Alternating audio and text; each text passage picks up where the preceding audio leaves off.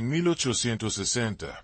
cuando el algodón era rey y las plantaciones del sur americano funcionaban como imperios brutales construidos sobre espaldas humanas, existían transacciones que desafiaban toda comprensión moral pero que eran completamente normales dentro de la lógica retorcida de la esclavitud. Esta es la historia real de Madeleine, una joven esclava embarazada en Luisiana cuyo patrón la intercambió por un simple cargamento de azúcar refinada. Un acuerdo que parece imposible hasta que comprendemos el horror absoluto de un sistema donde seres humanos valían menos que mercancías y donde los poderosos ejercían control total sobre los cuerpos y destinos de quienes poseían.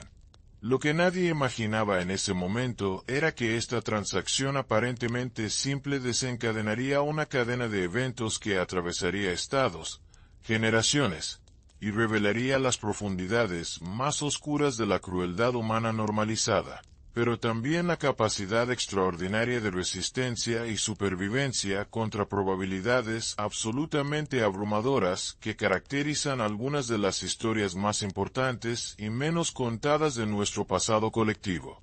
La plantación Belle Rose se extendía como una herida abierta sobre la tierra húmeda de Luisiana, sus campos de caña balanceándose bajo el peso del calor sofocante que caracterizaba aquel verano de 1860, cuando las tensiones entre el norte y el sur comenzaban a hervir como el jugo oscuro en las calderas de azúcar que trabajaban sin descanso, entre las hileras interminables de cultivo, donde el sudor se mezclaba con la tierra roja y las esperanzas se marchitaban antes que las hojas bajo el sol implacable. Caminaba Madeleine con pasos lentos y calculados, su vientre prominente marcando cada movimiento con una pesadez que no era solamente física sino también existencial, pues llevaba dentro de sí no solo una vida, sino también un secreto que podría desgarrar los ya frágiles tejidos de aquella sociedad construida sobre pilares de dominación y silencio forzado. Sus manos, curtidas por años de trabajo desde que tenía apenas 8 años, acariciaban suavemente la curva de su embarazo mientras sus ojos oscuros escaneaban constantemente el horizonte en busca de la figura imponente de Monsieur Arseneaux, el patrón cuya sombra se proyectaba sobre cada aspecto de su existencia como una presencia omnipresente e ineludible que la había marcado de formas que ni siquiera las cicatrices visibles en su espalda podían revelar completamente. El amo de Belle Rose era conocido en toda la región por su aparente refinamiento europeo y sus modales impecables cuando recibía a otros propietarios de plantaciones en su mansión de columnas blancas, donde las conversaciones giraban inevitablemente hacia temas de política, comercio y el valor fluctuante de los seres humanos que poseían como si fueran meras extensiones de la tierra misma. Pero Madeleine conocía otra faceta de Arseneaux, aquella que emergía en las noches cuando las sombras se alargaban y los gritos nocturnos de los esclavos eran sofocados por el coro ensordecedor de las cigarras y los murmullos del bayú cercano que parecía guardar en sus aguas negras todos los secretos inconfesables de aquella época maldita. Desde que ella tenía 16 años, el patrón había comenzado a visitarla en su cabaña destartalada, primero con amenazas veladas sobre el bienestar de su madre enferma, luego con promesas vacías de trato preferencial, y finalmente con la brutalidad desnuda de quien sabe que posee poder absoluto sobre otro ser humano, y no teme las consecuencias de sus actos porque el sistema entero ha sido diseñado para proteger precisamente ese tipo de transgresiones que nunca serían nombradas abiertamente, pero que todos conocían y aceptaban como parte del orden natural de las cosas. Ahora, con 23 años y 8 meses de embarazo, Madeleine se encontraba en una posición precaria que había comenzado a generar murmuraciones incluso entre los esclavos más discretos de la plantación, quienes sabían por experiencia ancestral que cuando los secretos del amo amenazaban con salir a la luz, era inevitable que alguien pagara un precio terrible por ese conocimiento inconveniente. La esposa de Arseneaux, Madame Celeste, Una mujer de rostro pétreo y ojos de hielo que había llegado desde Francia 5 años atrás esperando encontrar una vida de lujo refinado y había descubierto en cambio un purgatorio tropical lleno de humedad, mosquitos y la constante sensación de estar rodeada por fuerzas que no comprendía ni controlaba. Había comenzado a observar a Madeleine con una intensidad inquietante durante las últimas semanas, sus miradas cargadas de un odio tan puro y destilado que parecía capaz de quemar la piel como ácido. La casa principal se había convertido en un polvorín de tensiones silenciosas, con los sirvientes domésticos moviéndose como espectros asustados entre habitaciones donde las conversaciones se detenían abruptamente cuando alguien entraba, y donde los objetos frágiles comenzaban a romperse con una frecuencia sospechosa que parecía reflejar el deterioro invisible pero inexorable de las estructuras que mantenían unida a aquella familia disfuncional construida sobre mentiras acumuladas y crueldades normalizadas. Si estás descubriendo esta historia oscura que revela las verdades incómodas del pasado, considera suscribirte al canal y activar la campanita de notificaciones para no perderte otros relatos escalofriantes que exploran los rincones más perturbadores de la historia humana, porque estas narrativas necesitan ser recordadas y comprendidas para evitar que los patrones del horror se repitan en formas nuevas pero igualmente devastadoras. La situación alcanzó un punto crítico cuando Jack Fontaine, un comerciante ambulante que recorría las plantaciones del delta ofreciendo todo tipo de mercancías desde telas europeas hasta especias exóticas y que mantenía una red de información sobre los chismes y escándalos de cada propiedad que visitaba. Llegó a Bellerose una tarde de julio con su carreta cargada de productos, pero también de propuestas que cambiarían el curso de múltiples destinos de formas que nadie podría haber anticipado. Completamente. Fontaine era un hombre de mediana edad con una barba rojiza descuidada y ojos astutos que evaluaban constantemente el valor de todo lo que veía, desde los objetos materiales hasta las debilidades humanas que podía explotar para su beneficio personal, y había desarrollado a lo largo de años una reputación ambigua como alguien capaz de resolver problemas incómodos para aquellos dispuestos a pagar el precio correcto sin hacer demasiadas preguntas sobre la naturaleza o las consecuencias de esas soluciones expeditas. ArsèneAux recibió a Fontaine en su despacho privado, una habitación revestida de madera oscura donde el aroma del tabaco cubano se mezclaba con el olor a humedad que impregnaba todo en aquella región pantanosa, y donde las conversaciones adquirían automáticamente un tono conspirador simplemente por la atmósfera opresiva del espacio que parecía diseñado específicamente para tratar asuntos que no debían ser escuchados por oídos indiscretos. El comerciante había traído consigo un cargamento particularmente valioso de azúcar refinada de Cuba, un producto cada vez más escaso debido a las tensiones políticas crecientes y los bloqueos navales que comenzaban a estrangular el comercio regional, y sabía perfectamente que ArsèneAux, como otros propietarios de su clase, valoraba enormemente mantener las apariencias de opulencia ante sus pares sociales incluso cuando los márgenes de ganancia de sus plantaciones comenzaban a estrecharse, peligrosamente debido a múltiples factores económicos y políticos que amenazaban el modelo entero, sobre el cual habían construido sus fortunas y sus identidades como aristocracia sureña. Durante la conversación inicial sobre precios y cantidades, Fontaine observó con su característica sagacidad cómo ArsèneAux parecía distraído y preocupado, sus dedos tamborileando nerviosamente sobre el escritorio de caoba mientras sus ojos se desviaban repetidamente hacia la ventana que daba a los campos donde los esclavos trabajaban bajo la supervisión de capataces armados con látigos que chasqueaban regularmente como recordatorios sonoros del orden establecido. Con la habilidad de alguien que ha perfeccionado el arte de extraer secretos sin parecer excesivamente curioso,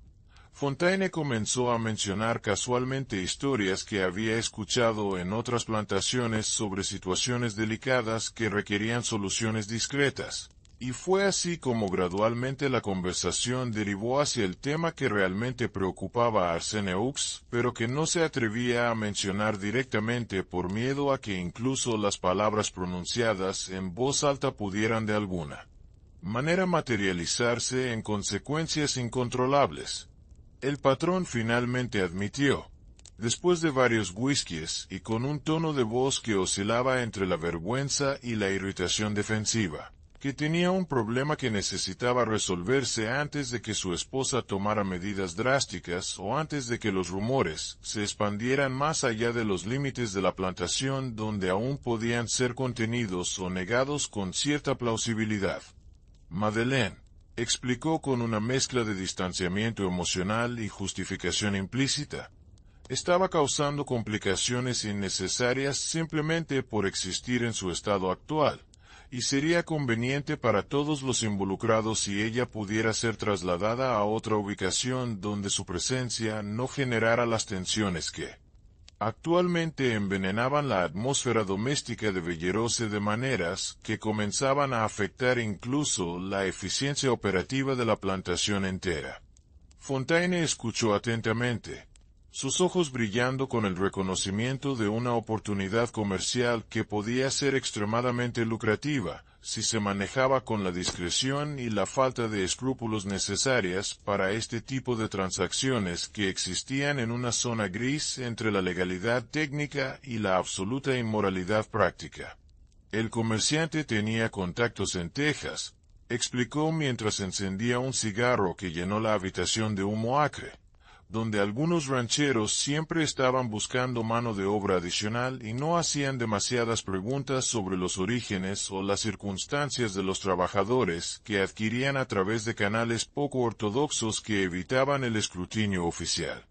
Además, continuó con una sonrisa que revelaba dientes amarillentos. La distancia geográfica y las diferencias en los sistemas de registro entre Luisiana y Texas hacían virtualmente imposible que alguien pudiera rastrear el destino de una persona específica una vez que cruzaba ciertas fronteras invisibles pero efectivas que separaban distintas jurisdicciones y realidades administrativas.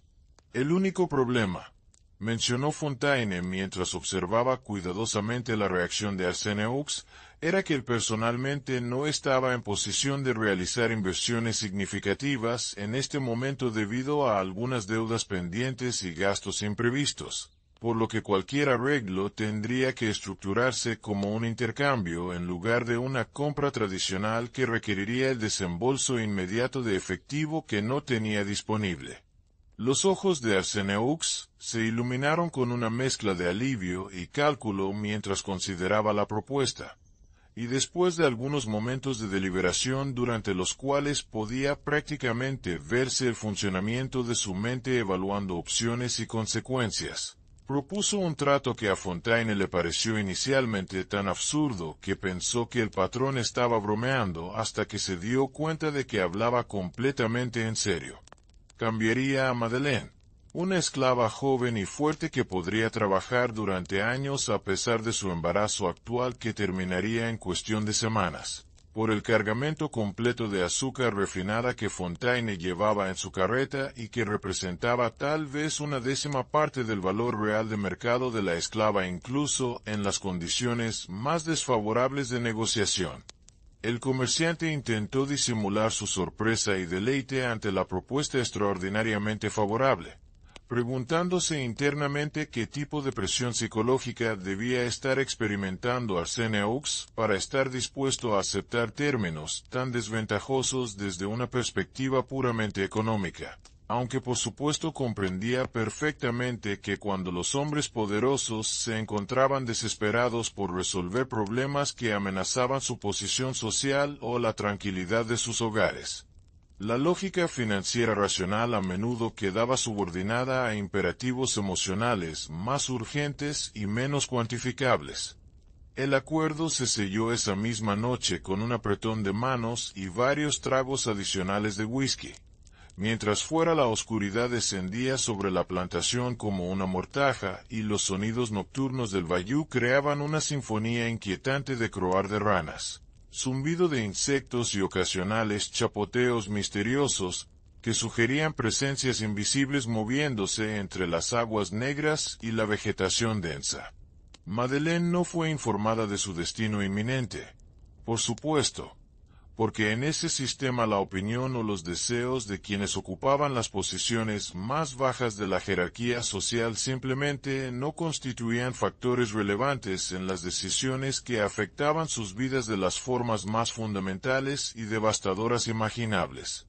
Ella pasó esa noche en su cabaña sintiendo los movimientos del bebé en su vientre y experimentando una premonición oscura que no podía articular con palabras, pero que se manifestaba como un peso opresivo sobre su pecho que dificultaba la respiración y generaba sueños fragmentados poblados de imágenes perturbadoras de separación. Viajes interminables por caminos polvorientos y manos desconocidas arrancándole cosas preciosas que no podía recuperar sin importar cuánto luchara o gritara en esas.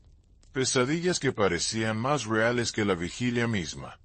La mañana siguiente amaneció con una niebla espesa que se levantaba desde el bayou y envolvía la plantación en una bruma fantasmal que reducía la visibilidad a apenas unos metros y creaba la ilusión de que el mundo entero se había reducido a espacios pequeños e inconexos flotando en un vacío blanco y húmedo. Fontaine había preparado su carreta durante la noche, reorganizando la carga para hacer espacio para una pasajera adicional que viajaría oculta bajo lonas entre sacos y cajas, y cuando los primeros rayos de sol comenzaron a penetrar débilmente la niebla, el comerciante se dirigió hacia la cabaña de Madeleine acompañado por Tobías, el capataz principal de Bellerose, un hombre enorme con cicatrices que cruzaban su rostro como mapas de violencias pasadas y que había desarrollado a lo largo de décadas la capacidad de suprimir cualquier rastro de empatía o compasión que pudiera interferir con el cumplimiento eficiente de sus deberes como ejecutor de la voluntad del amo. Madeleine estaba despierta cuando escuchó los pasos acercándose, y algo en el ritmo y la determinación de esos sonidos le advirtió que el momento que había temido inconscientemente durante meses finalmente había llegado de formas que no podía predecir completamente pero que intuía serían irrevocables y transformadoras en los peores sentidos posibles. Tobías abrió la puerta sin llamar, su figura bloqueando la luz matutina, mientras sus ojos evaluaban a Madeleine con la misma expresión de indiferencia profesional que usaría para inspeccionar ganado o equipamiento agrícola. Le ordenó con voz monótona que reuniera sus pertenencias limitadas, porque partiría inmediatamente, sin ofrecer explicaciones adicionales ni permitir preguntas que de todos modos sabía que ella no se atrevería a formular en voz alta por temor a las consecuencias de mostrar resistencia o curiosidad excesiva ante órdenes directas. Madeleine sintió que sus piernas se debilitaban y tuvo que apoyarse contra la pared de madera agrietada mientras procesaba la información, sus manos moviéndose instintivamente hacia su vientre en un gesto protector que era simultáneamente fútil e inevitable, porque sabía por experiencia transmitida generacionalmente que cuando los amos decidían separar familias o trasladar individuos, no existían argumentos ni súplicas que pudieran modificar esas decisiones que se implementaban con la frialdad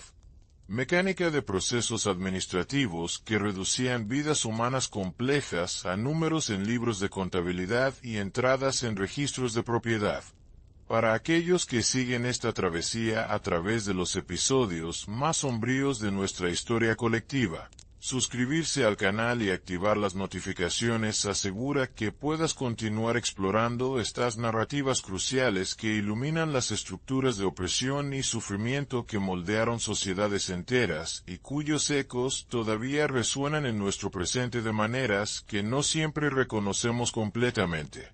En cuestión de minutos, Madeleine se encontró sentada en la carreta de Fontaine, oculta bajo capas de lona que bloqueaban la luz y el aire, creando una oscuridad sofocante que se sentía como una tumba móvil mientras el vehículo comenzaba a moverse lentamente por el camino irregular que serpenteaba entre los campos de caña y luego se adentraba en territorios más salvajes donde la civilización como se entendía en las plantaciones daba paso gradualmente. a paisajes más primitivos y menos domados que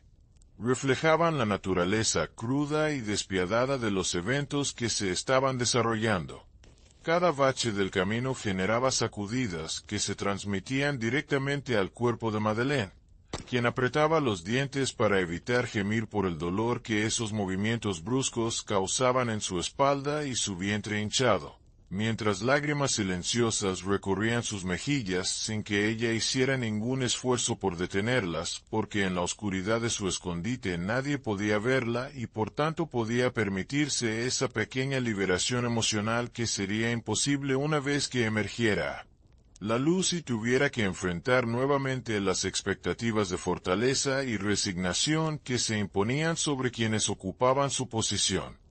El viaje se extendió durante días que se fundían unos con otros en una monotonía puntuada por breves paradas, donde Fontaine permitía a Madeleine descender para atender necesidades biológicas básicas, siempre bajo su vigilancia constante y con advertencias explícitas sobre las consecuencias terribles que enfrentaría si intentaba escapar o llamar la atención de otros viajeros que ocasionalmente cruzaban sus caminos en aquellos territorios escasamente poblados.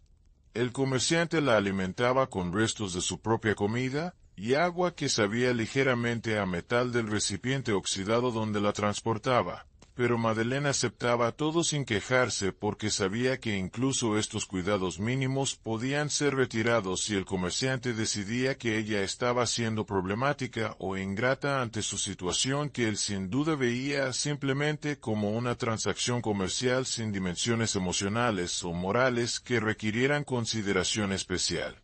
Durante las noches, cuando Fontaine dormía con un cuchillo al alcance de su mano y la carreta quedaba inmóvil en algún claro apartado del camino principal, Madeleine permanecía despierta escuchando los sonidos de la naturaleza salvaje que la rodeaba y pensando en todo lo que había perdido no solo en días recientes, sino a lo largo de toda su vida que había estado marcada desde el nacimiento por una condición de no pertenencia a sí misma que definía cada aspecto de su existencia, y ahora se manifestaba en esta separación forzada de todo lo familiar, incluyendo el padre de la criatura que llevaba dentro y cuyo nombre nunca podría ser pronunciado públicamente sin desencadenar consecuencias devastadoras para todos los involucrados. Aproximadamente una semana después de partir de Bellerose, la carreta llegó finalmente a un rancho extenso en las afueras de un poblado texano cuyo nombre Madeleine nunca llegó a conocer con certeza porque en ese momento su atención estaba completamente absorbida por las contracciones que habían comenzado esa misma mañana, y que se intensificaban progresivamente convirtiendo su cuerpo en un campo de batalla donde fuerzas más allá de su control luchaban por abrirse camino hacia el mundo exterior. Fontaine había acordado previamente la venta con el propietario del rancho,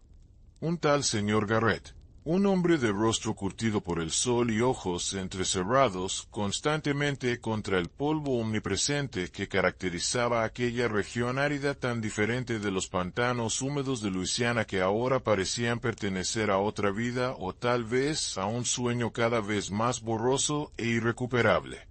El comerciante explicó brevemente que la esclava estaba a punto de dar a luz, pero que eso no debería ser visto como un problema, sino como una ventaja porque pronto habría 2 trabajadores en lugar de 1. Y Garrett asintió con la misma expresión pragmática con la que evaluaría la compra de una yegua preñada, calculando mentalmente los costos de mantenerla durante las primeras semanas improductivas contra las ganancias futuras de tener mano de obra adicional que no le había costado nada extra.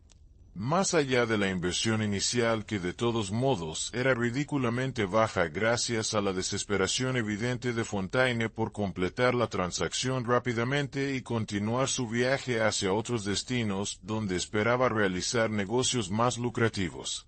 El parto comenzó esa misma noche en un cobertizo destartalado que servía como alojamiento para los trabajadores del rancho, donde Madeleine se encontró completamente sola porque Garrett había decidido que no valía la pena despertar a nadie para asistirla en un proceso que las mujeres habían estado completando sin ayuda durante milenios, según su filosofía simplista que reducía experiencias humanas complejas a generalizaciones convenientes que justificaban su negligencia. Durante horas que parecieron extenderse eternamente, Madeleine luchó contra oleadas de dolor que la desgarraban desde adentro mientras mordía una tira de tela para evitar gritar y posiblemente irritar a Garrett, cuyas instrucciones habían sido claras sobre mantener el silencio durante las horas nocturnas cuando necesitaba descansar para estar alerta al día siguiente. En algún momento antes del amanecer,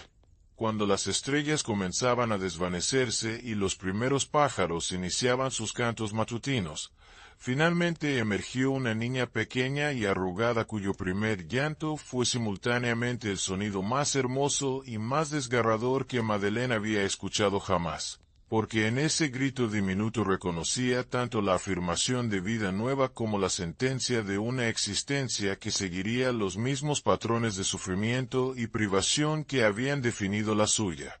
propia sin que ella pudiera hacer absolutamente nada para proteger a esta criatura inocente del destino que el mundo ya había asignado antes incluso de su nacimiento. Madeleine llamó a la bebé Rose, un nombre que eligió precisamente porque representaba belleza y delicadeza en un contexto que carecía completamente de ambas cualidades, como si al nombrarla así pudiera de alguna manera invocar protección mágica o crear un espacio de gracia alrededor de esta vida nueva que comenzaba bajo circunstancias tan brutales y desprovistas de ternura.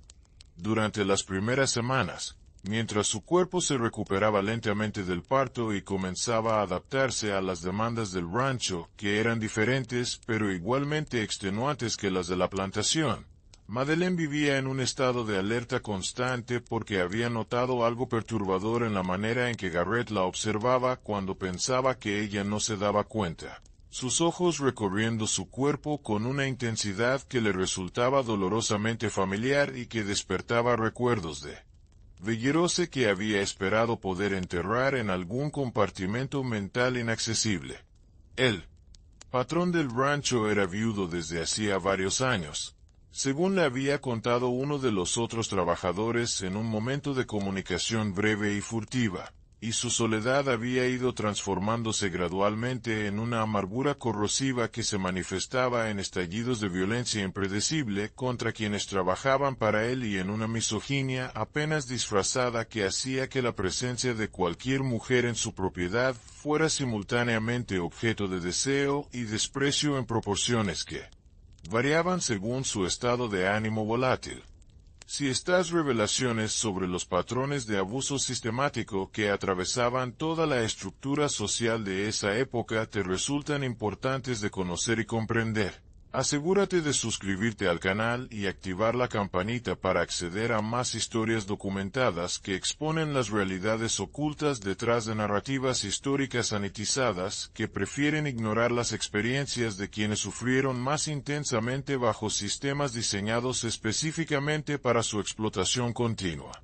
Una noche, aproximadamente 2 meses después de su llegada al rancho, Garrett apareció en el cobertizo donde Madeleine dormía con Rose acunada contra su pecho, y sin preámbulo ni explicación le informó que había decidido que ella debería mudarse a la casa principal para servir como cocinera y ama de llaves. Una propuesta que sonaba como una promoción pero que Madeleine reconoció inmediatamente como el preludio de una nueva etapa de victimización que seguiría patrones demasiado familiares para ser ignorados o malinterpretados. Ella no tenía opción más que aceptar, por supuesto, y durante los meses siguientes se encontró atrapada en una situación donde debía navegar constantemente entre cumplir con las expectativas domésticas cada vez más exigentes de Garrett, cuidar de Rose, quien crecía rápidamente pero seguía siendo completamente dependiente, y defenderse de los avances progresivamente más agresivos del patrón, quien parecía interpretar cualquier resistencia como un desafío que debía ser quebrado mediante una combinación de intimidación verbal, amenazas veladas sobre el bienestar de la bebé, y ocasionales explosiones de furia física que dejaban moretones que Madeleine tenía que ocultar cuidadosamente para evitar preguntas de los otros trabajadores, que de todos modos probablemente no intervendrían incluso si supieran la verdad completa. La situación alcanzó un punto de quiebre cuando Rose tenía aproximadamente 6 meses y había comenzado a mostrar rasgos faciales que para Madeleine evocaban dolorosamente a Arseneux, aunque sabía que probablemente era solo su imaginación proyectando recuerdos sobre características que en realidad eran completamente neutras y podían ser interpretadas de múltiples maneras. Garrett también había notado algo en la apariencia de la niña que parecía incomodarlo, y una tarde mientras Madeleine preparaba la cena mencionó casualmente que había estado considerando vender a Rose a un comerciante que pasaba regularmente por la región comprando niños esclavos para revenderlos en mercados urbanos, donde existía demanda constante de sirvientes domésticos jóvenes que podían ser entrenados desde temprana edad. Madeleine sintió que el mundo se detenía completamente cuando escuchó estas palabras, su corazón pareciendo congelarse dentro de su pecho mientras todas sus peores pesadillas se materializaban en esta amenaza específica y concreta que representaba la posibilidad de perder lo único que daba algún significado o propósito a su existencia torturada. Esa noche, después de que Garrett se durmiera en su habitación tras consumir su cantidad habitual de whisky que lo dejaba en un estupor semiconsciente durante varias horas, Madeleine tomó la decisión más desesperada y peligrosa de su vida al empacar una bolsa pequeña con provisiones mínimas, envolver a Rose en mantas gastadas, y escapar silenciosamente hacia la oscuridad del desierto texano, sin un plan claro más allá del imperativo primordial de poner distancia entre su hija y la amenaza que Garrett representaba. La huida a través del paisaje nocturno fue una experiencia surrealista donde cada sombra parecía contener peligros potenciales y cada sonido desconocido generaba oleadas de pánico que Madeleine tenía que suprimir activamente para mantener la capacidad de tomar decisiones racionales sobre la dirección y el ritmo de su marcha. Rose lloraba intermitentemente, y cada grito amenazaba con revelar su ubicación a posibles perseguidores que Madeleine imaginaba constantemente detrás de ella, aunque la evidencia real de persecución activa era inexistente durante esas primeras horas, cuando probablemente Garrett todavía dormía profundamente sin sospechar que su propiedad humana había desaparecido. Madeleine caminó durante toda la noche guiándose por las estrellas con conocimientos básicos de navegación celestial que había aprendido de otros esclavos en Bellerose, y cuando el amanecer comenzó a iluminar el horizonte reveló un paisaje vasto y aparentemente interminable de matorrales, rocas y tierra reseca que se extendía en todas direcciones sin señales obvias de civilización o refugio. El sol ascendente trajo consigo un calor que se intensificaba rápidamente, y Madeleine comprendió que necesitaría encontrar sombra y agua pronto o tanto ella como Rose comenzarían a sufrir los efectos devastadores de la deshidratación en un ambiente que no perdonaba debilidades ni ofrecía segundas oportunidades a quienes no estaban preparados adecuadamente para sus rigores extremos. Alrededor del mediodía, cuando Madeleine sentía que sus piernas simplemente no podían sostenerla más y Rose había dejado de llorar pasando a un estado de letargo preocupante que sugería el inicio de problemas serios de salud, divisó a lo lejos lo que parecía ser una estructura hecha por humanos parcialmente oculta entre formaciones rocosas. Con las últimas reservas de energía que le quedaban, se dirigió hacia esa dirección esperando encontrar tal vez un refugio abandonado o al menos alguna sombra sustancial donde poder descansar y evaluar su situación con mayor claridad. Lo que descubrió al acercarse fue una cabaña pequeña construida contra una pared rocosa, aparentemente habitada a juzgar por el humo delgado que ascendía de una chimenea improvisada, y las señales de actividad reciente alrededor del perímetro incluyendo restos de fogatas y herramientas dispersas.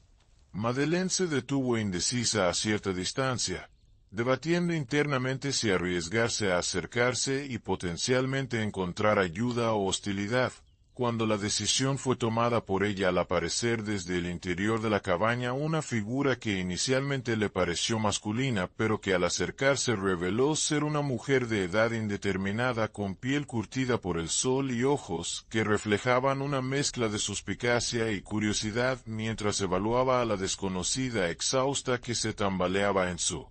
territorio con una bebé en brazos. La mujer,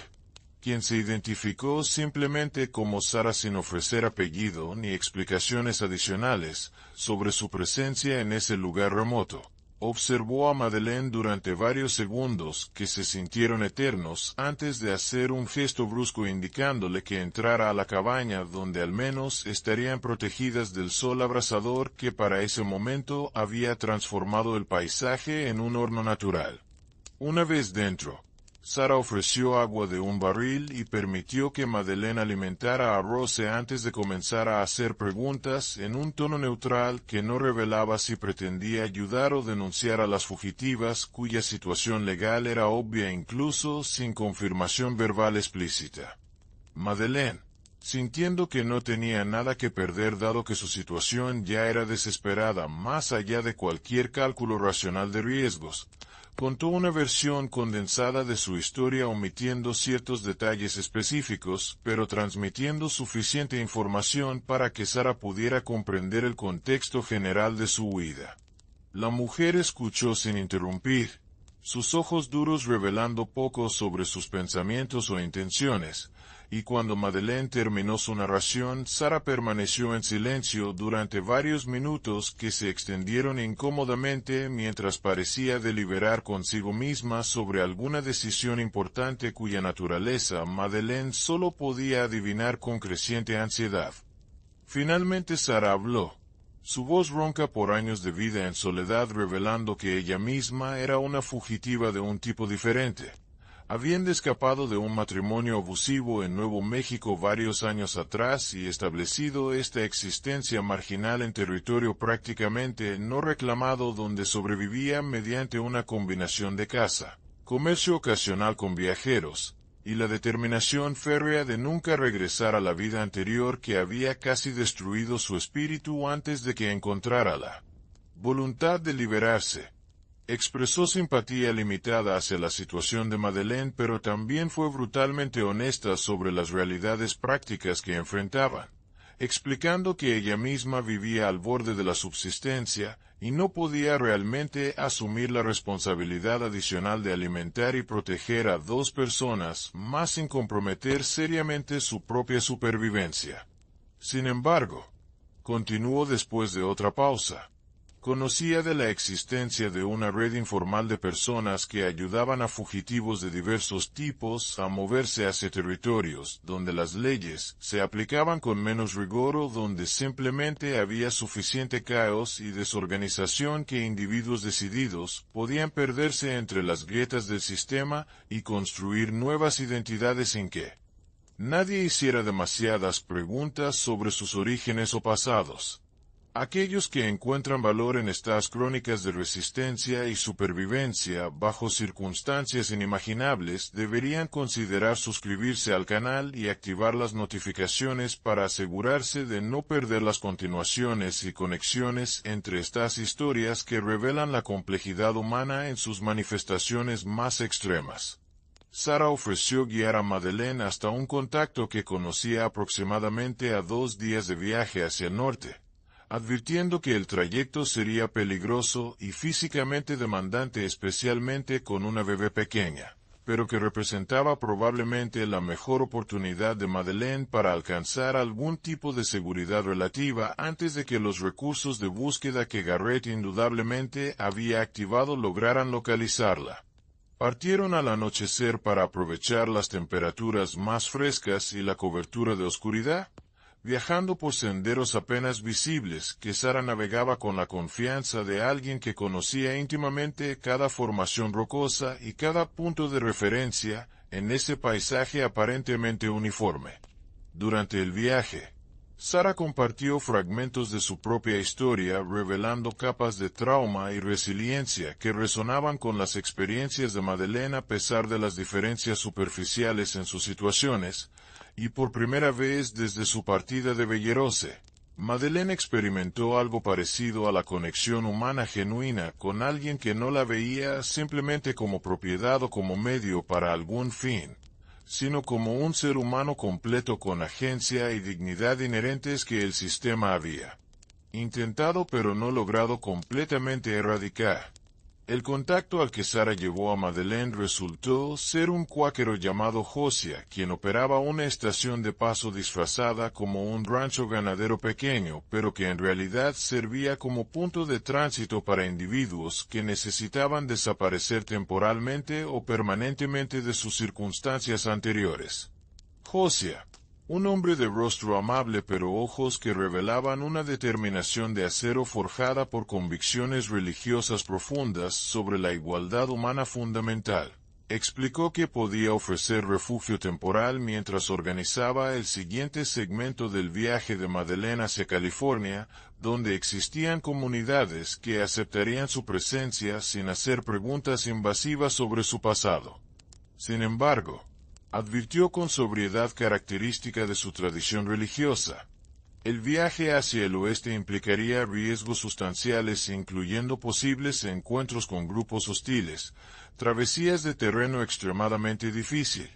y la necesidad de mantener un perfil absolutamente bajo durante todo el trayecto porque incluso en territorios nominalmente libres, los cazadores de esclavos operaban con impunidad frecuente y las autoridades locales a menudo cooperaban con ellos por razones que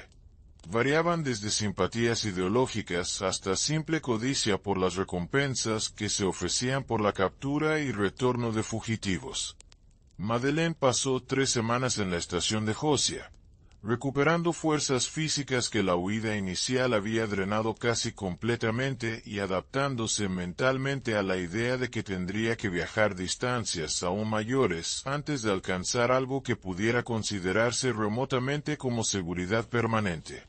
Durante ese periodo, Rose continuó desarrollándose y comenzó a mostrar signos de personalidad emergente que llenaban a Madeleine de una mezcla de alegría y terror porque cada nuevo logro de la bebé era simultáneamente una celebración de vida y un recordatorio de todo lo que estaba en juego si el plan de escape fallaba. Josiah le enseñó habilidades básicas de supervivencia en el desierto, como identificar fuentes de agua por señales sutiles en la vegetación, qué plantas eran comestibles y cuáles venenosas, y métodos para navegar usando el sol y las estrellas cuando los senderos establecidos no estaban disponibles o eran demasiado peligrosos para usar debido a vigilancia activa.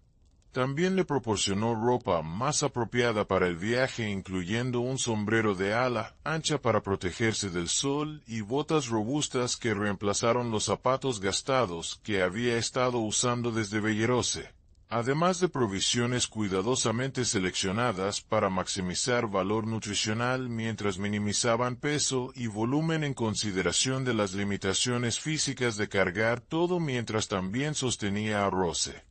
El día de la partida llegó con una mezcla de anticipación ansiosa y terror mal disimulado que Madeleine intentaba ocultar sin mucho éxito de Josiah, quien le ofreció palabras de aliento basadas en su fe inquebrantable en que la justicia divina eventualmente prevalecería sobre los sistemas humanos de opresión, aunque Madeleine no podía evitar pensar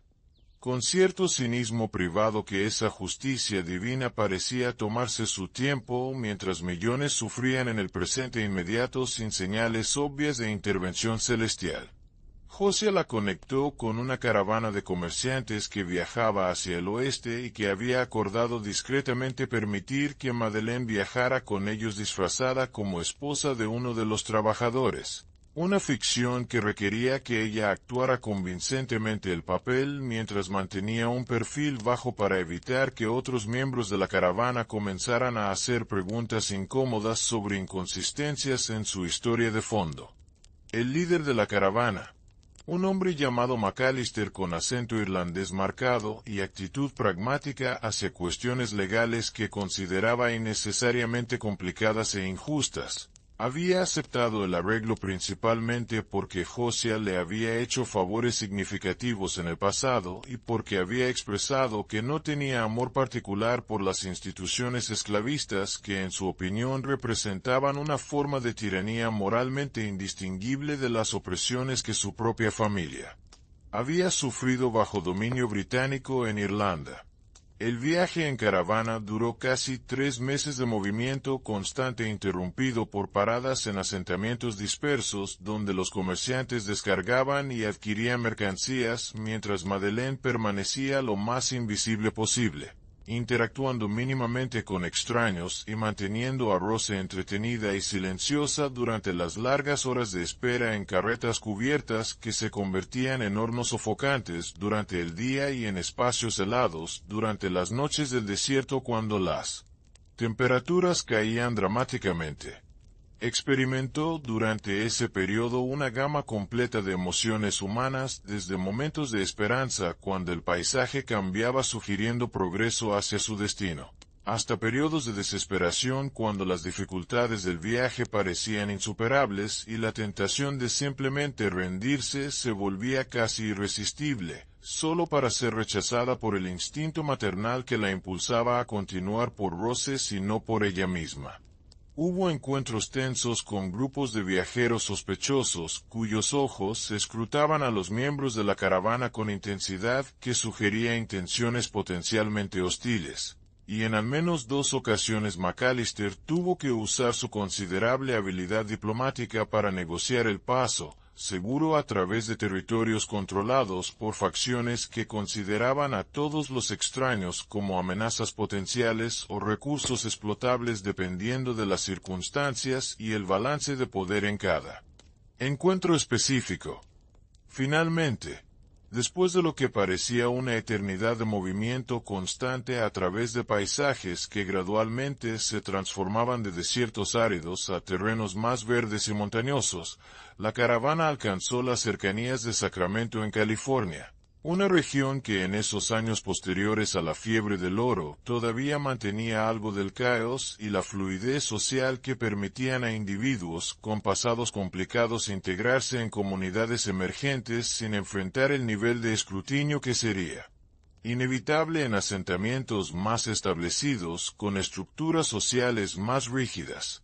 McAllister conectó a Madeleine con una mujer llamada Margaret Chen, una inmigrante china que había llegado años antes y establecido un negocio de lavandería que servía como fachada para actividades más diversas, incluyendo proporcionar asistencia a otros inmigrantes y fugitivos que necesitaban orientación para navegar las realidades complejas de California, donde las actitudes hacia personas de diferentes orígenes variaban dramáticamente entre ubicaciones e individuos. Margaret habló con Madeleine en un inglés entrecortado pero comprensible, evaluando rápidamente su situación y ofreciendo trabajo en la lavandería a cambio de alojamiento modesto en un cuarto trasero donde ella y Rose podrían vivir con privacidad relativa mientras Madeleine aprendía las habilidades necesarias para eventualmente establecer su propia independencia económica. Los meses iniciales en Sacramento fueron periodo de ajuste difícil, donde Madeleine tuvo que aprender no solo las tareas técnicas asociadas con el negocio de lavandería, sino también las dinámicas sociales complejas de una comunidad diversa, donde múltiples grupos étnicos coexistían en tensión constante, pero también en interdependencia pragmática que generaba un equilibrio precario pero funcional la mayor parte del tiempo. Rose, ahora aproximándose a su primer cumpleaños, comenzaba a caminar de manera torpe pero determinada, explorando el espacio limitado de su nuevo hogar con curiosidad insaciable que requería vigilancia constante para prevenir accidentes entre las tinas de agua caliente y los químicos de limpieza que constituían peligros omnipresentes en el ambiente de trabajo. Madeleine vivía en estado de alerta perpetua, siempre consciente de que incluso en California su estatus legal era ambiguo y que la captura seguía siendo una posibilidad, Si alguien con conocimiento de su pasado decidiera reportarla a las autoridades, que técnicamente estaban obligadas a cooperar con reclamaciones de propiedad bajo leyes federales que anulaban las protecciones nominales de estados individuales.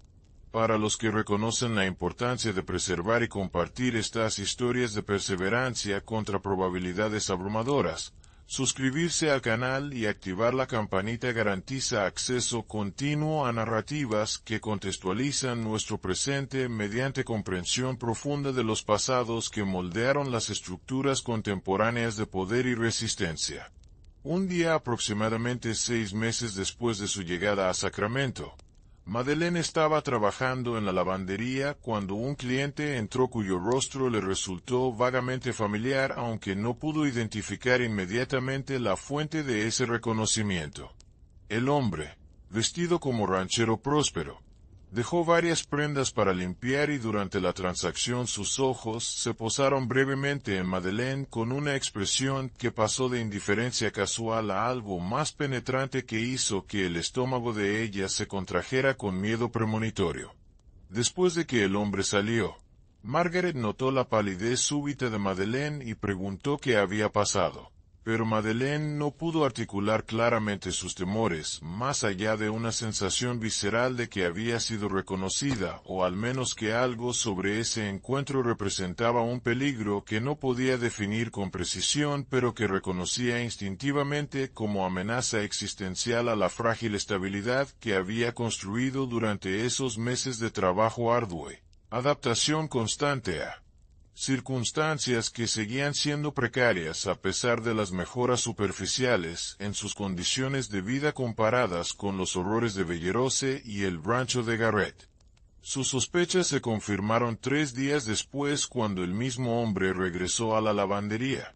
pero esta vez acompañado por otro individuo cuya apariencia y actitud identificaban inmediatamente como alguien acostumbrado a ejercer autoridad mediante intimidación física. Probablemente un alguacil o cazador de recompensas profesional del tipo que proliferaba en territorios fronterizos donde la aplicación de la ley era frecuentemente una empresa privada motivada por ganancias financieras más que por principios de justicia abstractos.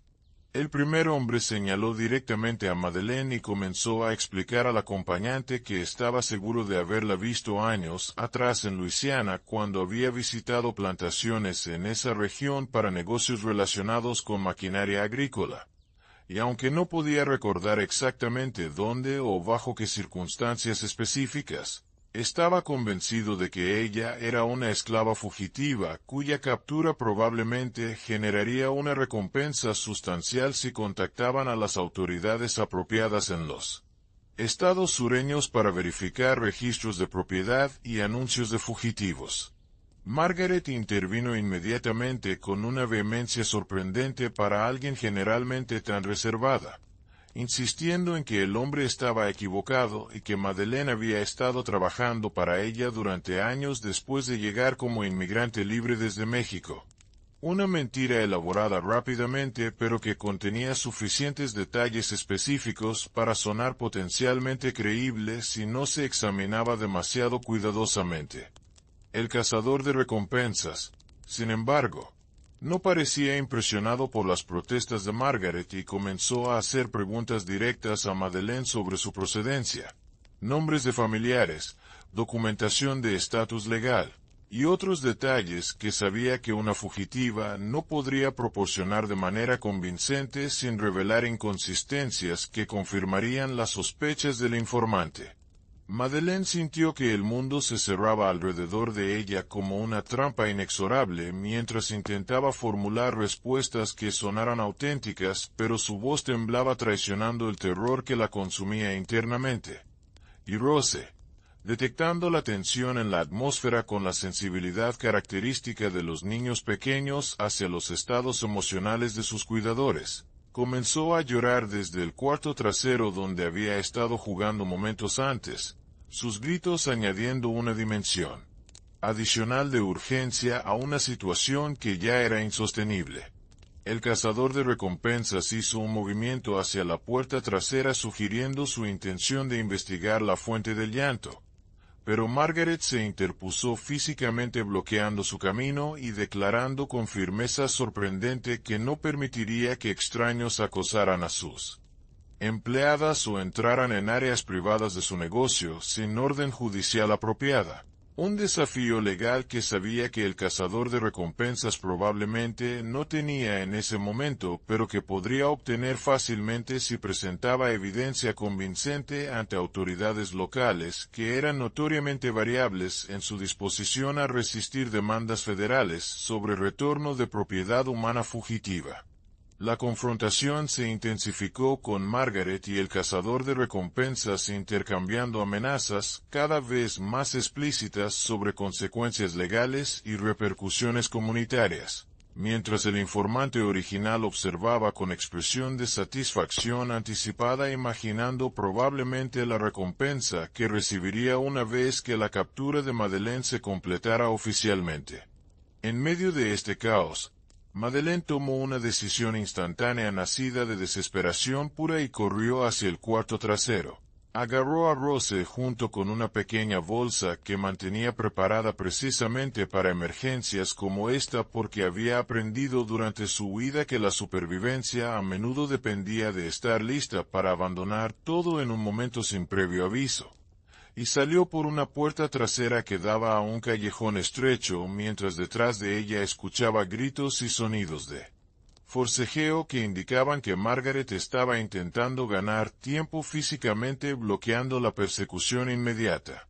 Corrió a través de callejones laberínticos entre edificios de madera que caracterizaban esa parte de Sacramento, girando aleatoriamente en intersecciones para confundir cualquier seguimiento directo y buscando desesperadamente algún lugar donde pudiera ocultarse temporalmente mientras decidía su próximo movimiento en una situación que había pasado de relativa estabilidad a crisis total en cuestión de minutos. Eventualmente encontró refugio en un establo abandonado en las afueras del distrito comercial, donde se acurrucó en una esquina oscura entre balas de heno mohoso mientras intentaba calmar a Rose y controlar su propia respiración acelerada que amenazaba con convertirse en hiperventilación completa a medida que la adrenalina del escape comenzaba a disiparse dejando en su lugar una fatiga abrumadora y una sensación de derrota que era casi física en su intensidad. Sabía que no podía permanecer en Sacramento porque ahora las autoridades estarían activamente buscándola y la red de informantes y oportunistas que existía en cualquier comunidad fronteriza eventualmente la localizaría si permanecía en un lugar fijo durante demasiado tiempo. Durante las horas siguientes, mientras la oscuridad descendía y los sonidos de la ciudad se transformaban de actividad comercial diurna a entretenimientos nocturnos más ruidosos y menos estructurados, Madeleine intentó formular un plan que fuera algo más que simplemente reaccionar al próximo peligro inmediato. Pero cada opción que consideraba parecía conducir a callejones sin salida metafóricos donde las probabilidades estaban abrumadoramente en contra de cualquier resultado que pudiera considerarse genuinamente victorioso o incluso sostenible a largo plazo. Cerca de la medianoche, cuando estaba comenzando a considerar seriamente la posibilidad de simplemente entregarse con la esperanza de que al menos Rose podría ser colocada en algún tipo de situación mejor que vivir como fugitiva perpetua, escuchó sonidos de alguien acercándose al establo con pasos cautelosos que sugerían intención de evitar detección por otros. Madeleine se preparó para lo peor, buscando instintivamente algún objeto que pudiera usar como arma improvisada si la confrontación se volvía física. Pero cuando la figura emergió de las sombras, reveló ser Margaret, quien había logrado rastrearla mediante una combinación de intuición sobre donde alguien desesperado buscaría refugio y preguntas discretas a contactos en la comunidad que habían visto a una mujer con bebé corriendo en dirección general de esa área.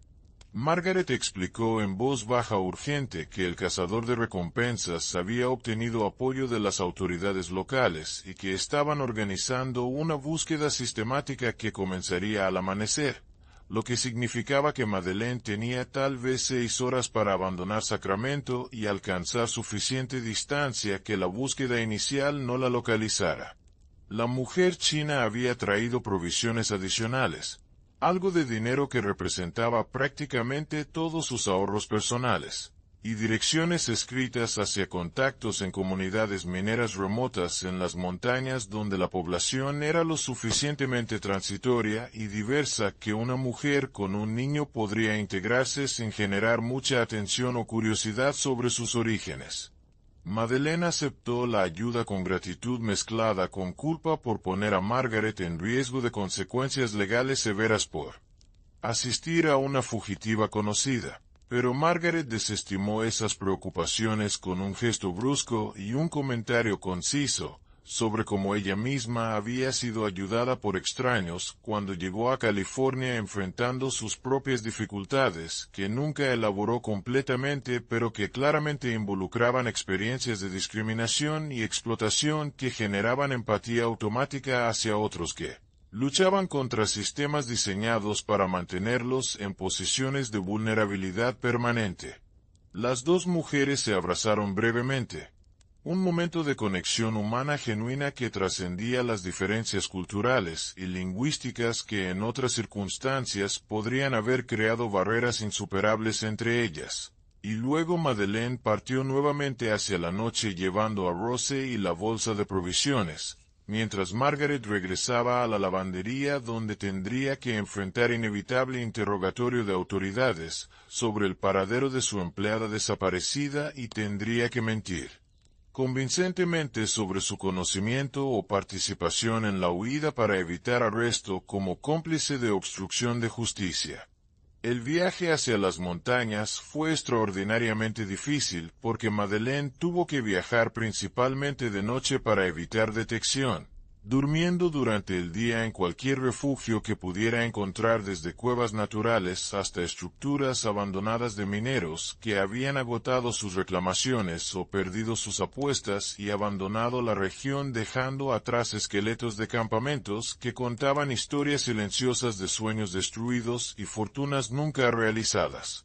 Rose, ahora con más de un año, había desarrollado lo suficiente para caminar distancias cortas, lo que aliviaba parcialmente la carga física de cargarla constantemente. Pero también significaba que Madeleine tenía que mantener vigilancia constante para prevenir que la niña se alejara o hiciera ruidos que pudieran alertar a cualquier persona en la cercanía sobre su presencia. Comieron principalmente alimentos fríos y secos porque encender fuegos era demasiado arriesgado durante las primeras semanas cuando la posibilidad de persecución activa era más alta. Y Madeleine racionaba cuidadosamente el agua conociendo por experiencia previa en el desierto texano cuán rápidamente la deshidratación podía transformarse de incomodidad a emergencia médica, especialmente para un niño pequeño cuyo cuerpo tenía menos reservas para resistir privaciones. Después de aproximadamente 2 semanas de viaje intermitente, Madeleine alcanzó finalmente uno de los campamentos mineros que Margaret había mencionado. Un asentamiento caótico de tiendas y estructuras improvisadas habitado por una mezcla de nacionalidades que incluía estadounidenses de diversos estados, inmigrantes europeos, trabajadores mexicanos y chinos, e incluso algunos nativos americanos que habían sido desplazados de sus territorios tradicionales y ahora intentaban sobrevivir en los márgenes de la economía extractiva que había transformado completamente el paisaje y las relaciones sociales de California en el lapso de menos de 2 décadas. El contacto que Margaret había sugerido resultó ser un hombre llamado Wu, quien operaba una tienda general que vendía todo desde herramientas mineras hasta alimentos básicos a precios inflados que los mineros desesperados pagaban sin mucha negociación porque las alternativas requerían viajes largos hacia ciudades más grandes donde los ahorros potenciales no justificaban el tiempo perdido que podría dedicarse a buscar oro. Wu escuchó la historia de Madeleine con expresión neutra que no revelaba sus pensamientos, y después de periodo de deliberación silenciosa ofreció permitirle trabajar en la tienda a cambio de alojamiento en un cobertizo trasero que normalmente usaba para almacenamiento pero que podría convertirse en espacio habitable mínimo con algunas modificaciones básicas. La vida en el campamento minero era brutalmente difícil, pero también ofrecía cierto grado de anonimato porque la población era tan transitoria que nadie prestaba mucha atención a quien llegaba o partía, y las preguntas sobre pasados personales eran generalmente consideradas violaciones de etiqueta social no escrita que regía las interacciones en comunidades donde prácticamente todos estaban huyendo de algo o buscando reinventarse lejos de identidades previas que habían resultado insatisfactorias o insostenibles. Madeleine pasó los siguientes meses aprendiendo el negocio de Wu, desarrollando habilidades comerciales básicas que nunca había tenido oportunidad de adquirir durante su vida previa cuando su valor había sido medido exclusivamente en términos de capacidad para trabajo físico manual sin consideración de su potencial intelectual o capacidades para roles más complejos. Rose crecía rápidamente, adaptándose al ambiente rudo del campamento con resiliencia sorprendente,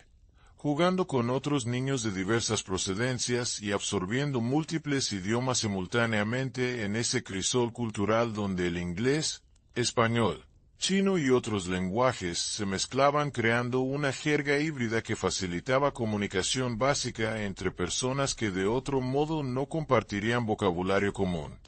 Un desarrollo inesperado ocurrió cuando Madeleine comenzó a notar que varios de los mineros, particularmente aquellos que habían estado en el campamento durante periodos más largos y habían establecido reclamaciones que generaban ingresos modestos pero consistentes, empezaban a mostrar interés romántico en ella de maneras que iban desde tímidas hasta agresivamente inapropiadas dependiendo de las personalidades y niveles de intoxicación de los individuos involucrados.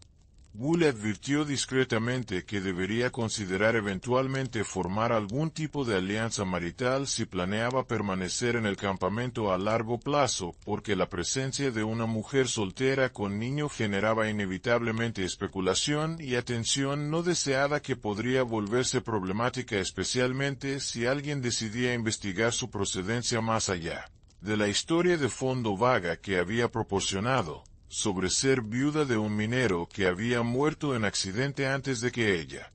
llegara al campamento.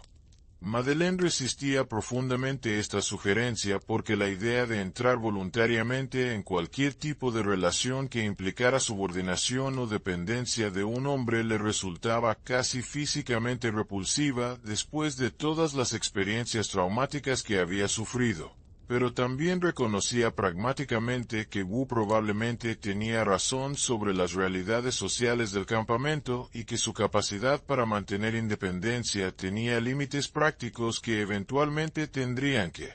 ser confrontados de una manera u otra.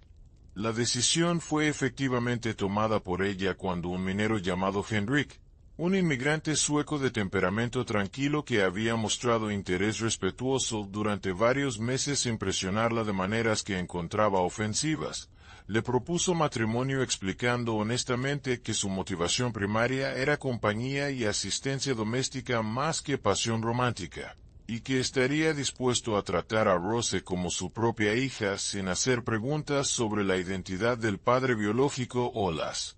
circunstancias del nacimiento. Madeleine evaluó la propuesta con el mismo pragmatismo frío que había desarrollado como mecanismo de supervivencia, durante años de navegar sistemas que no ofrecían opciones genuinamente buenas sino solamente graduaciones de menos malo, y después de negociar términos específicos que incluían su derecho a mantener control sobre cualquier dinero que ganara mediante su trabajo en la tienda de Wu y garantías sobre el trato hacia Rose, aceptó finalmente el arreglo que se formalizó mediante ceremonia breve oficiada por un predicador itinerante que visitaba el campamento ocasionalmente ofreciendo servicios religiosos a quienes sentían necesidad de mantener alguna conexión con tradiciones espirituales en medio del caos materialista que caracterizaba la vida en las regiones mineras. El matrimonio con Henrik resultó ser sorprendentemente funcional dentro de los parámetros limitados que ambos habían establecido desde el principio, con él respetando generalmente los límites que ella establecía y ella correspondiendo proporcionando la estabilidad doméstica que él claramente valoraba después de años de existencia solitaria en ambientes exclusivamente masculinos donde la comida era terrible, la higiene cuestionable, y la conversación limitada a temas de prospección y quejas. Sobre suerte mala. Rose llamó a Henrik Papa después de algunos meses, un desarrollo que generaba en Madeleine emociones contradictorias, porque mientras apreciaba que su hija tuviera una figura paterna que la trataba con genuina afección, también experimentaba punzadas de algo parecido a culpa o traición hacia la memoria de Arsène Aux, aunque racionalmente reconocía que esos sentimientos no tenían sentido dado que Arsène Aux nunca había sido padre en ningún sentido significativo más allá del biológico y probablemente ni siquiera recordaba o se preocupaba por la existencia de la niña que había resultado de sus violaciones repetidas. La vida se asentó en una rutina predecible que incluía trabajo en la tienda durante el día, manejo de responsabilidades domésticas durante las tardes, y ocasionalmente participación en eventos sociales del campamento que iban desde celebraciones de hallazgos particularmente lucrativos hasta velatorios, cuando algún minero moría por accidente o enfermedad que eran deprimentemente comunes en una ocupación donde los riesgos incluían derrumbes, inundaciones, envenenamiento por mercurio usado en procesamiento de oro, y violencia interpersonal alimentada por combinaciones volátiles de frustración, alcohol y armas siempre accesibles.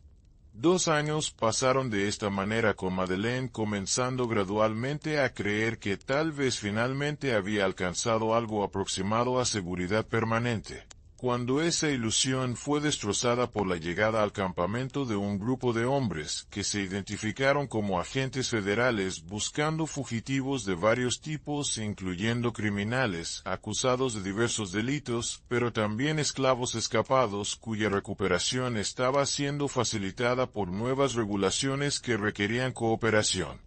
de autoridades locales incluso en estados libres, bajo amenaza de penalidades severas para individuos o comunidades que obstruyeran la aplicación de leyes federales sobre propiedad.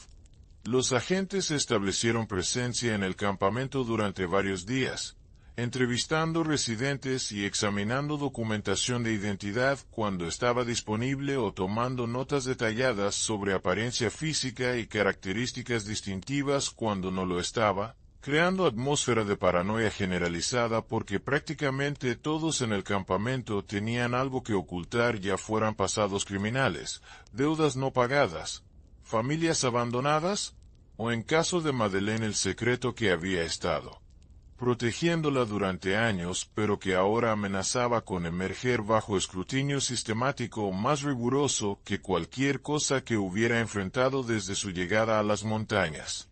Henrik notó inmediatamente el terror apenas contenido de Madeleine cuando los agentes aparecieron y durante conversación privada esa noche ella finalmente le reveló la verdad completa sobre su pasado, incluyendo detalles que había omitido previamente porque compartirlos implicaba poner a otras personas en riesgo legal de complicidad en su fuga.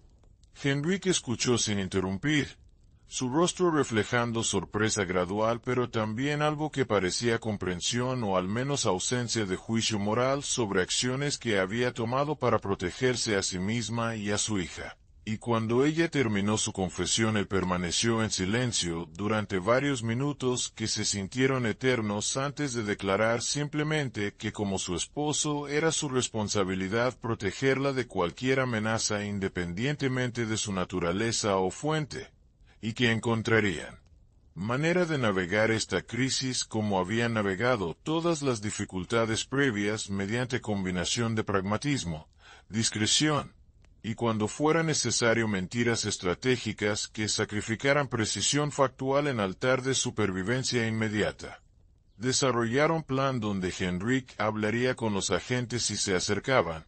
presentando documentación de matrimonio que había obtenido del predicador itinerante y explicando que su esposa era inmigrante mexicana que había llegado a California varios años atrás, mucho antes de conocerse. Una historia que técnicamente no podía ser verificada o refutada sin investigación extensa, que los agentes probablemente no tenían recursos ni motivación para emprender a menos que tuvieran razón específica para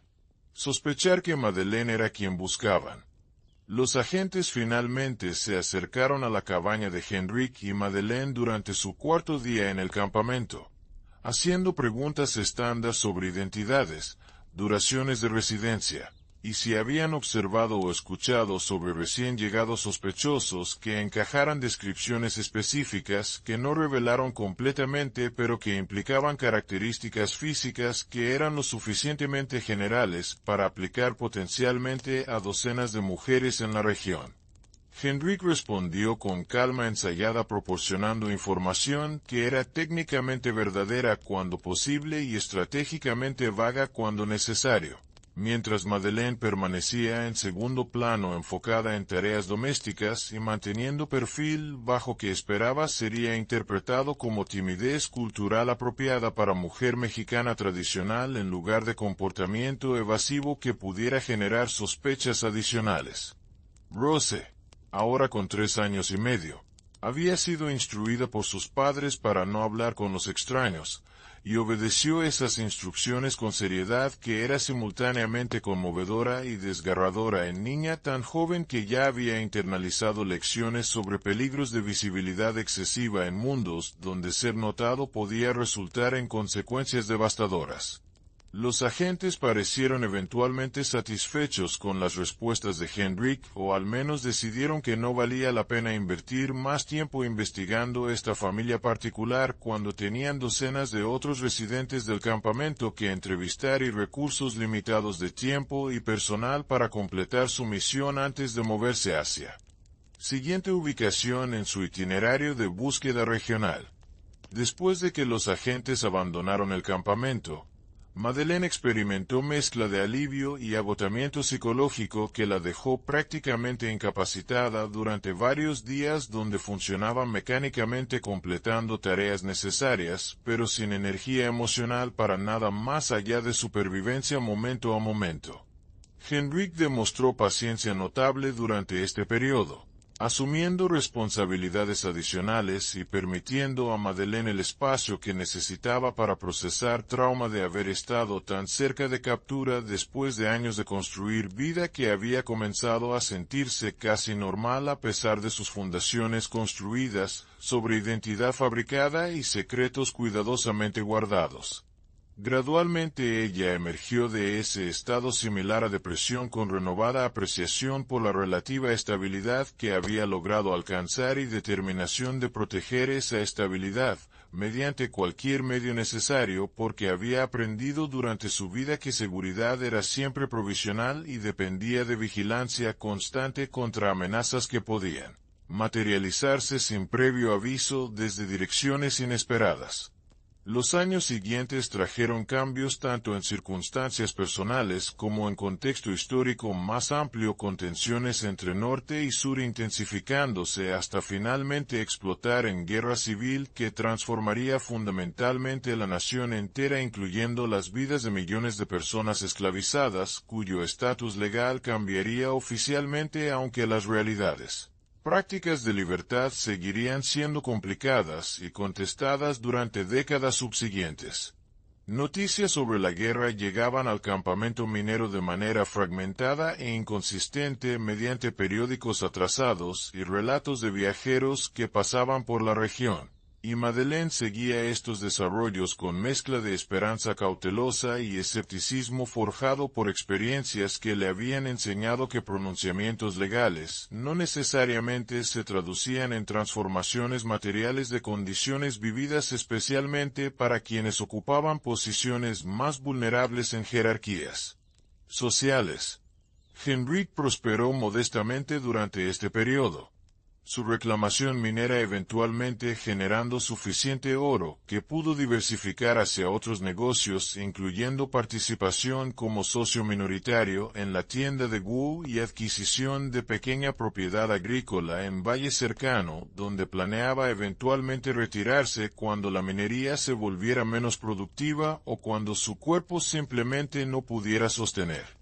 más el trabajo físico demandante que requería.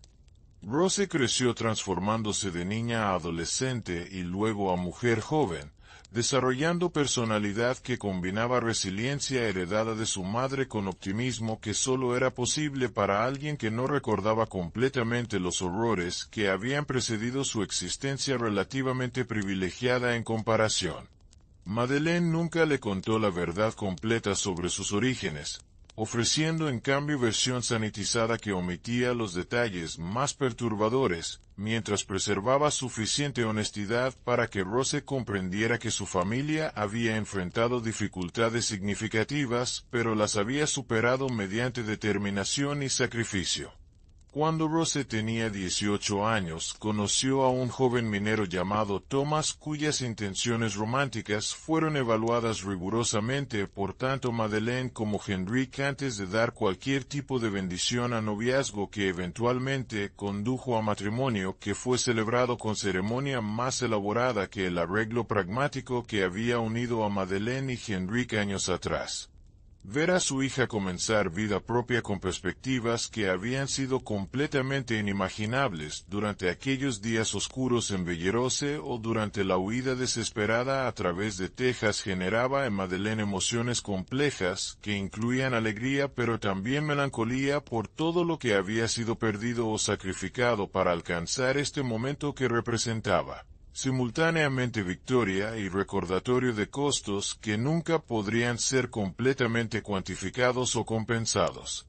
Madeleine vivió hasta edad relativamente avanzada para alguien que había soportado las privaciones y traumas que marcaron sus primeras décadas, falleciendo finalmente en su sueño a los 62 años rodeada por Rose y varios nietos que conocían solo fragmentos de su historia y probablemente no comprendían completamente la magnitud de sufrimiento y perseverancia que había sido necesario para crearles el mundo donde ellos podían existir con libertades y posibilidades que ella nunca había experimentado durante su propia juventud. En sus últimos años, Madeleine había comenzado ocasionalmente a hablar más abiertamente sobre el pasado. Tal vez, sintiendo que suficiente tiempo había pasado que los peligros de revelación habían disminuido o tal vez simplemente reconociendo que estas historias necesitaban ser preservadas y transmitidas para que las generaciones futuras pudieran comprender los fundamentos sobre los cuales habían sido construidas sus existencias más cómodas. Rose escuchaba estos relatos con atención creciente,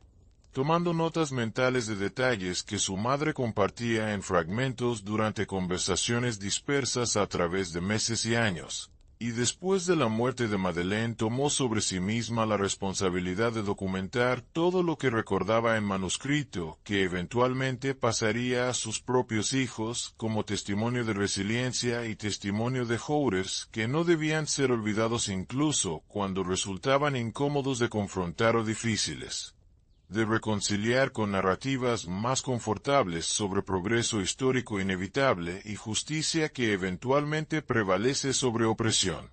La historia de Madeleine y Rose representa solo una entre incontables narrativas de individuos que navegaron sistemas diseñados para destruir su humanidad pero que encontraron maneras de resistir, sobrevivir, y ocasionalmente incluso prosperar contra todas las probabilidades calculables mediante combinaciones de suerte,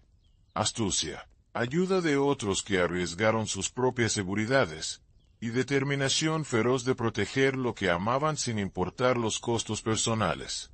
Estas historias existen en archivos fragmentarios, en tradiciones orales familiares, en documentos legales que registraban transacciones que reducían personas a mercancías, y en silencios estructurados donde ausencias en registros oficiales cuentan sus propias verdades, sobre quienes fueron sistemáticamente excluidos de narrativas históricas dominantes construidas por aquellos que ocupaban posiciones de poder y privilegio. Bellerose y su plantación, Garrett y su rancho, los agentes federales y su búsqueda de fugitivos. Todo esto representaba elementos de sistema más grande que persistió durante siglos y cuyos legados continúan moldeando realidades contemporáneas de formas que no siempre son obviamente visibles, pero que pueden ser rastreadas mediante examen cuidadoso de cómo riqueza, oportunidad y trauma se transmiten intergeneracionalmente, creando patrones que reproducen desigualdades incluso después de que marcos legales formales que originalmente institucionalizaron esas desigualdades han sido nominalmente desmantelados. El horror que el título promete no reside solamente en eventos individuales de violencia física o separación familiar, aunque esos elementos ciertamente constituyen componentes cruciales de la historia, sino más fundamentalmente en la normalización sistémica de deshumanización donde individuos con poder absoluto sobre otros pudieron ejercer ese poder de maneras monstruosas, no como excepciones a reglas civilizadas, sino como expresiones perfectamente consistentes con lógica de sistemas que clasificaban seres humanos como propiedad y organizaban sociedades enteras alrededor de principios que requerían negación sistemática de humanidad compartida para funcionar. ArsèneAux, intercambiando Madeleine por azúcar, encapsula perfectamente esta lógica donde valor humano se reducía literalmente a equivalencias con commodities. Y el hecho de que este intercambio particular le pareció razonable al patrón desesperado por resolver problema doméstico e inconveniente revela cuán completamente normalizado estaba este tipo de pensamiento entre aquellos que beneficiaban del sistema y cuán invisible era el sufrimiento que causaban a quienes ocupaban posiciones subordinadas. Dentro de jerarquías que se presentaban como naturales o divinamente ordenadas, en lugar de construcciones sociales contingentes que servían intereses específicos de grupos particulares a expensas de otros. La historia de Madeleine no termina con su muerte pacífica rodeada de familia, sino que continúa resonando a través de generaciones que heredaron no solo sus genes, sino también fragmentos de su trauma, su determinación y su rechazo inquebrantable a ser completamente destruida por sistemas diseñados específicamente para ese propósito. Cada vez que Rose contaba las historias de su madre a sus propios hijos, cada vez que esos nietos transmitían esos relatos a sus descendientes, Madeleine vivía nuevamente en memorias que se negaban a permitir que su sufrimiento y su triunfo fueran borrados por narrativas históricas que preferirían ignorar las experiencias de quienes ocuparon las posiciones más bajas y más vulnerables en jerarquías de poder. El intercambio de una mujer embarazada por azúcar representa no solo la degradación moral absoluta de la esclavitud, sino también el recordatorio de que detrás de cada estadística histórica, cada transacción registrada en libros de contabilidad de plantaciones, existían vidas humanas completas con esperanzas, miedos, amores y capacidad para resistencia que ningún sistema podía eliminar completamente sin importar cuánto poder ejerciera sobre cuerpos y movimientos. Estas historias deben ser recordadas, contadas y confrontadas no como ejercicios de culpa histórica, sino como fundamentos necesarios para comprender cómo llegamos a donde estamos y que estructuras invisibles todavía operan moldeando vidas contemporáneas de maneras que solo se vuelven visibles cuando examinamos honestamente los patrones que conectan pasado con presente.